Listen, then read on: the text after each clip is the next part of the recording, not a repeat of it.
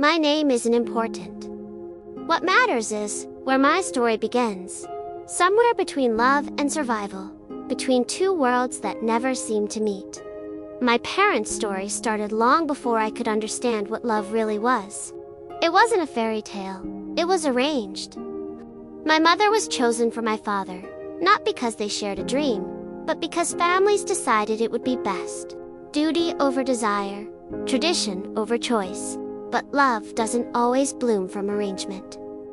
Sometimes it fights its way through obligation. Sometimes it burns out too fast. Theirs did both. My father, a man raised on structure and silence. My mother, a woman who wanted to be seen and heard. Their worlds were never built to fit together.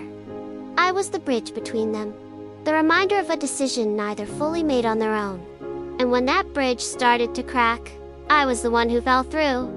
They were slowly pulling away from each other, and even as a 6-year-old, I could feel the distance growing. One day, they asked me a question no child should ever have to answer. Who do you want to stay with? At 6 years old, I didn't understand heartbreak. I just knew that my father bought me toys and cookies, and that made me feel special. So I said his name. I chose him. I still remember the way my mother's face changed. The silence, the sadness in her eyes. She didn't fight it. She just left. And that was the day everything shifted. My father tried. He really did. But he didn't know how to be both. He could fix things around the house, but he couldn't fix a little girl's hair. He could protect me, but he didn't know how to comfort me. He wasn't built to be a mother and a father. He was just trying to survive, the same way I was. There were days he had to leave me with others, because life didn't stop for his exhaustion. He left me with a babysitter he thought he could trust. But one afternoon, something happened there that should never happen to any child. Someone crossed a line, and a part of me went quiet.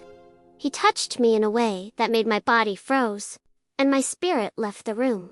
I didn't know what it meant, but I knew it wasn't right. That moment stayed with me. The silence, the confusion, the shame. I didn't understand. I never told my father.